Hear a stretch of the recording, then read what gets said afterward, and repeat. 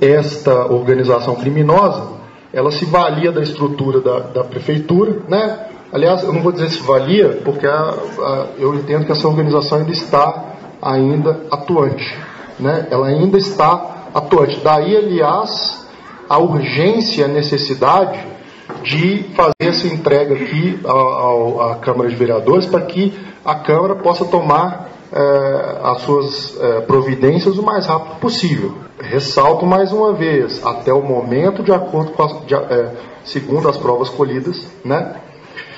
Essa organização criminosa se valia da estrutura da prefeitura para fraudar praticamente todos os procedimentos licitatórios.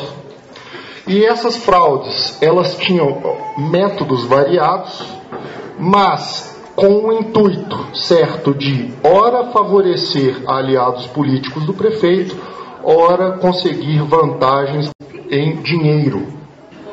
Um outro ponto também importante é que essas fraudes à licitação, quando nós estamos afirmando, nós tivemos uma busca e apreensão, que nós encontramos os procedimentos licitatórios com o nome das pessoas que tinham que assinar. Não tinha nada assinado.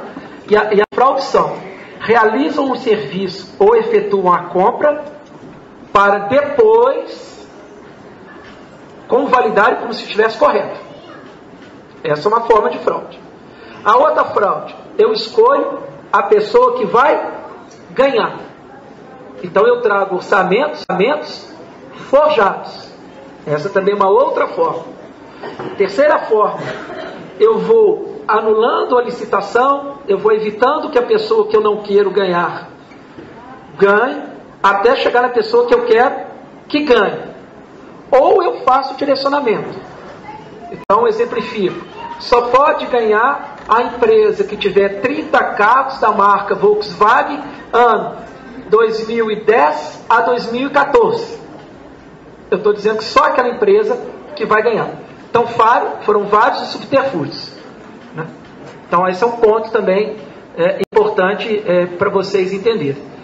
E aí, quando a gente fala o caos que está na cidade, é porque a coleta de lixo tem indícios de fraude, serviços médicos odontológicos, aquisição de medicamentos, equipamentos, também indícios de fraude, e realmente a prefeitura parou, mas não por responsabilidade ou culpa do Ministério Público.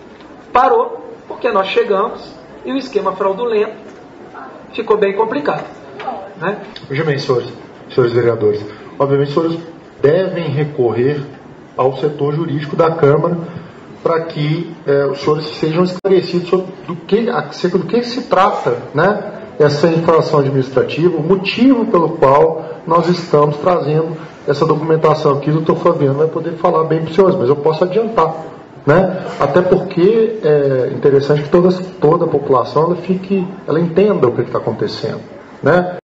Eu cheguei a mencionar durante a entrevista às rádios nessa semana que a punição por determinadas ilegalidades ela é feita em 3 esferas separadas, né? Uma é criminal, outra é civil, as duas lá dentro do judiciário, e a outra ela é feita aqui na Câmara.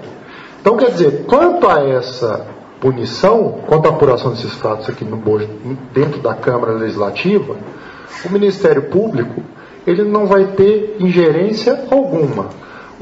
A única razão de nós estarmos aqui hoje nessa reunião é para informar determinados fatos à Câmara de Vereadores, certo? Informar determinados fatos aos vereadores.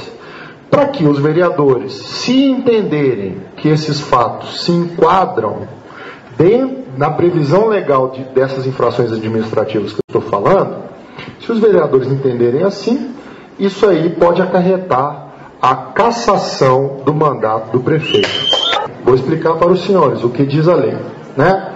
E aí os próprios vereadores é que vão ter que decidir isso aí, discutir, se vão formar um procedimento, né, para analisar essas provas, né, esses elementos de prova que nós estamos trazendo, e votar para ver se o caso é de manter o prefeito no cargo ou não, né? Os senhores vão ter que votar. Obviamente, e de preferência, eu gostaria de lembrar aos senhores que na Constituição Federal, só para esclarecer o motivo, a relevância do Ministério Público estar aqui nesse momento, na Constituição Federal, o Ministério Público é o órgão incumbido de garantir a democracia, a normalidade e a legitimidade das eleições, né? Então o sistema democrático como um todo, acaba que nós somos fiscais desse sistema, e daí a relevância também de trazermos essa denúncia para cá,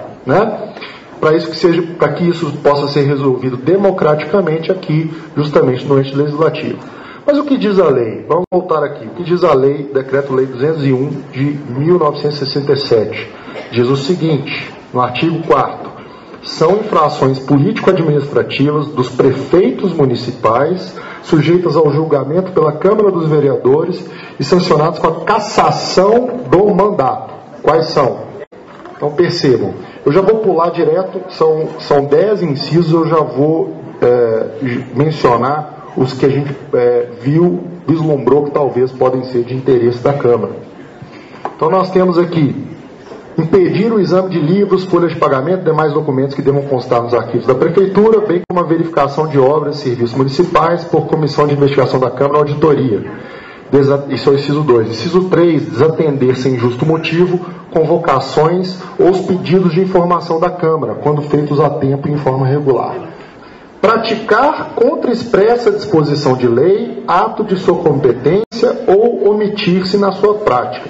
Vamos ao inciso 8º, inciso 8. Omitir-se ou negligenciar na defesa de bens, rendas, direitos ou interesses do município, sujeito à administração da Prefeitura. Está aqui na lei: omitir-se ou negligenciar na defesa de bens, rendas, direitos ou interesses do município, sujeito à administração da Prefeitura. Esse é um aspecto, não é? Agora vamos lembrar aí a questão da festa da cidade. Na festa da cidade não foram recolhidos os tributos municipais, prejuízo para os cofres públicos. Aquilo que foi alvo de crítica, nós temos lá a lista dos servidores que em tese teriam participado da festa da cidade.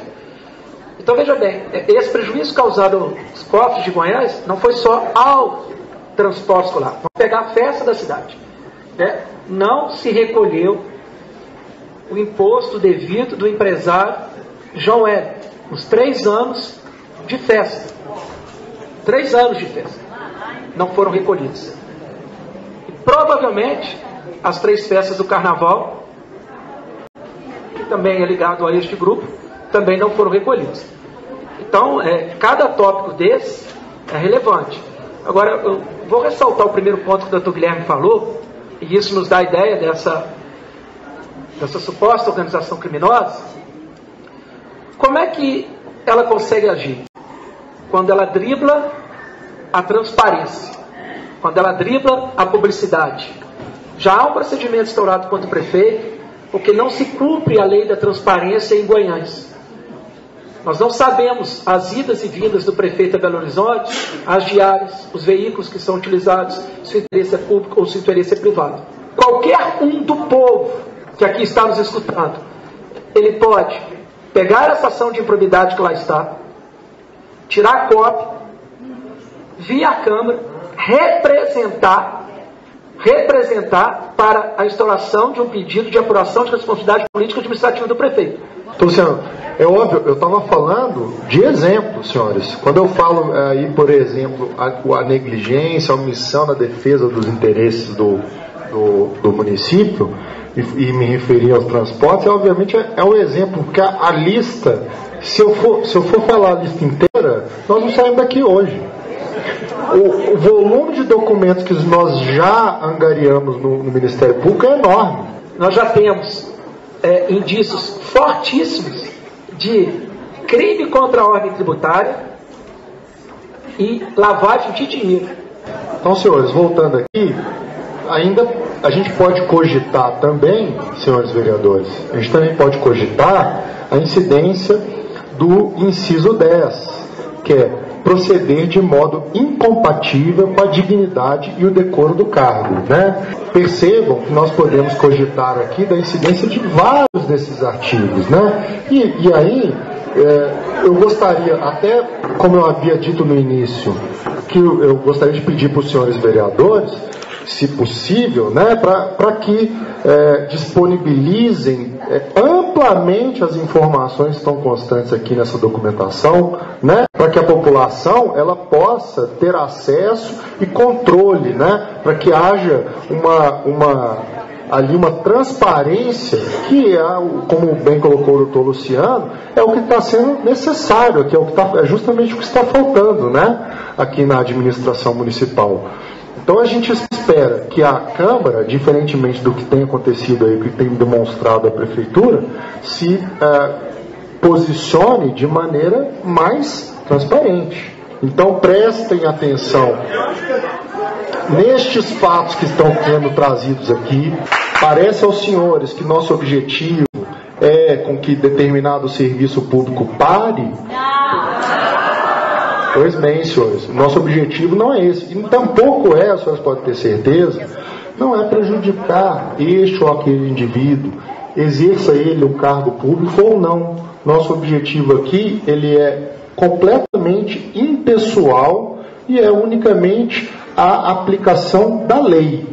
Se calhar de ser o prefeito que está praticando um ato de improbidade, nós tomaremos atitude, seja ele prefeito ou não. E pode ser qualquer pessoa, tá certo? Vereador ou particular, igual nós fazemos todos os dias, né? Nós fazemos isso aí com relação a vários processos. Lá, né, que chegam lá, criminosos, às vezes pessoas desconhecidas, não exercem nenhum cargo público. Mas o fato é, senhores, que a lei não pode ser aplicada ainda apenas ao pobre, que não exerce nenhum cargo público, que não tem poder. Isso que o doutor Guilherme falou é de fundamental relevância.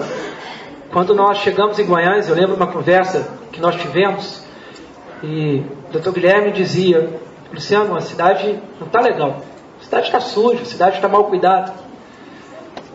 Tivemos essa conversa, e o perfil nosso é um perfil de promotores atuantes.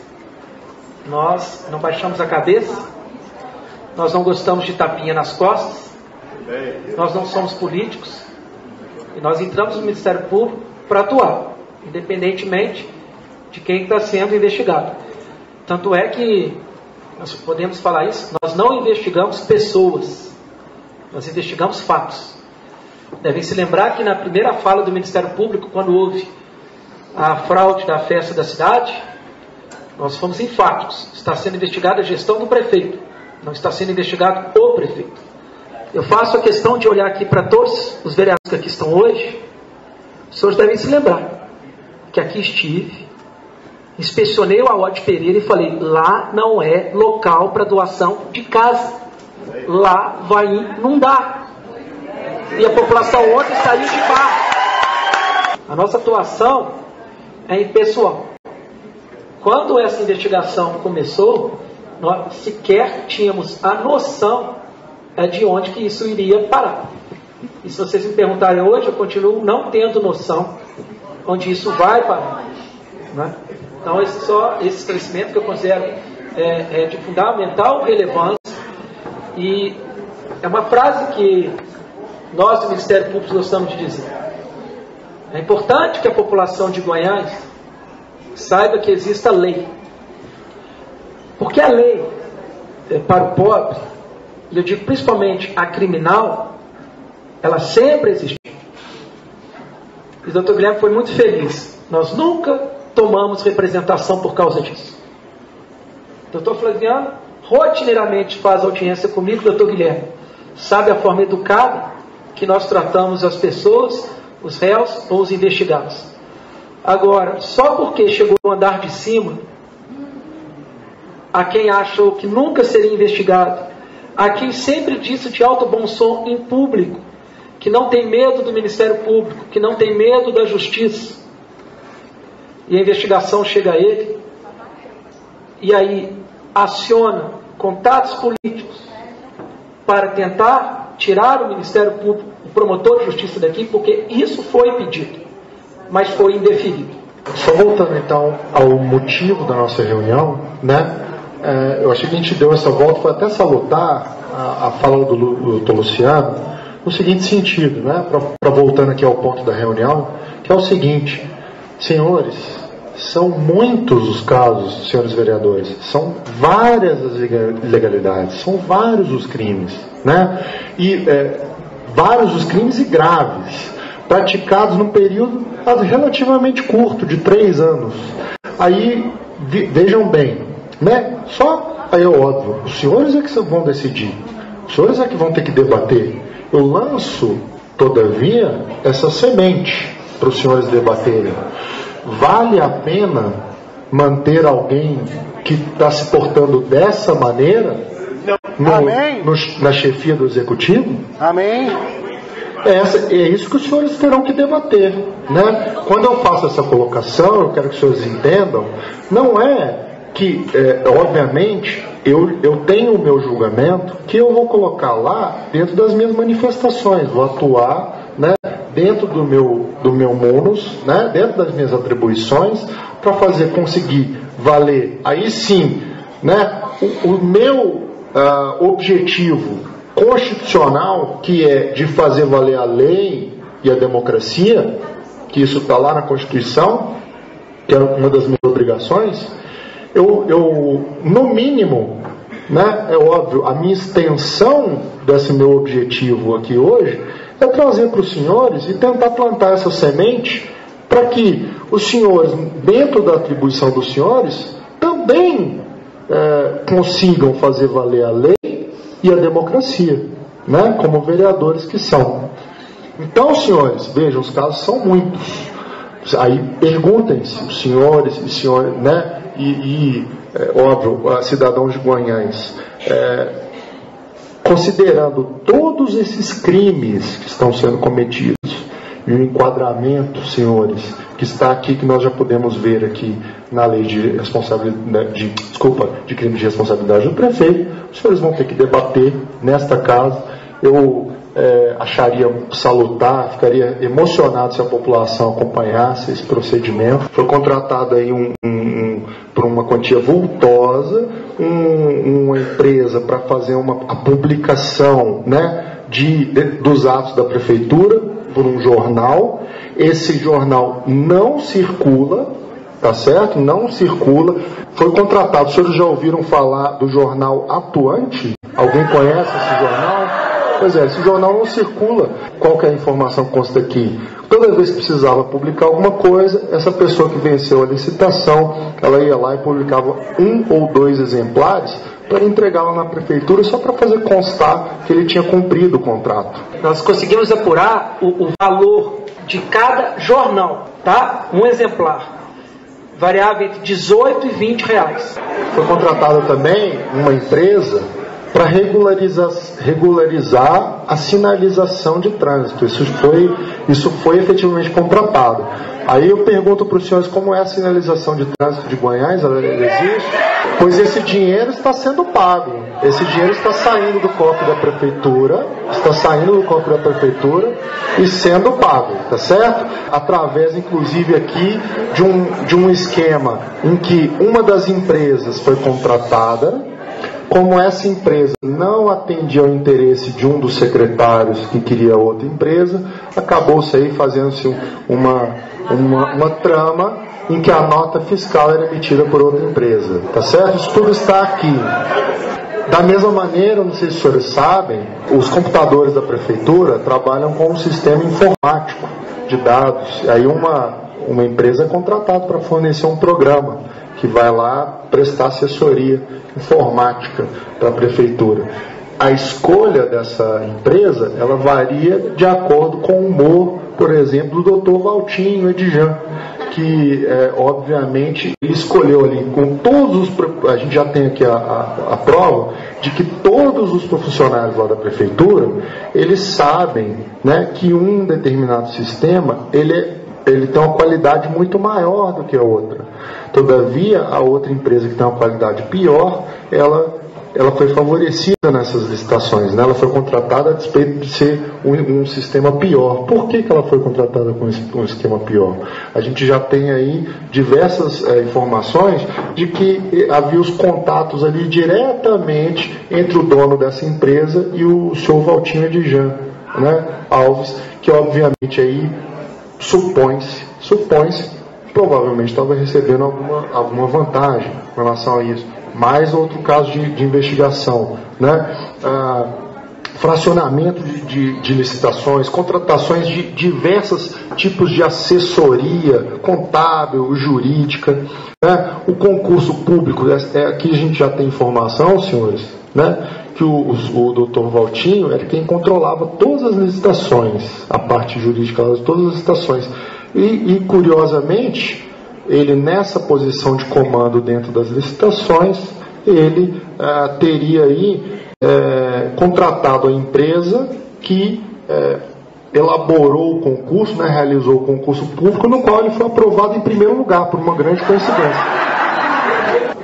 Quando o Ministério Público vem à população e esclarece esses fatos, algumas pessoas, estou dizendo, me acusam, por causa da representação que eu tenho, de que meu interesse é influenciar o jogo político eleitoral de Goiás. Eu só quero dizer o seguinte: pouco conheço as pessoas em Goiás, saio da minha casa para fora, fora para minha casa. Agora, é uma pergunta que eu faço à população que está aqui. Seria correto, por parte do Ministério Público, a quem tem o dever de zelar pela observância da ordem jurídica, da ordem democrática, pegar todas essas informações que são públicas, decretar segredo, ocultá-las e permitir que a população fosse ao pleito no próximo outubro, sem que soubesse o que acontece na realidade do município? Se nós fizéssemos isso, nós também não estaríamos influenciando no jogo político eleitoral? Seria leviano do Ministério Público se aqui viéssemos e tivéssemos inventando fatos. Porque aqui, por exemplo, não consta, mas a gente sabe, e os senhores sabem, que a reforma daquela ponte próxima ao mercado foi feita com servidores do município. Nós temos fotos disso. E isso foi um procedimento licitatório.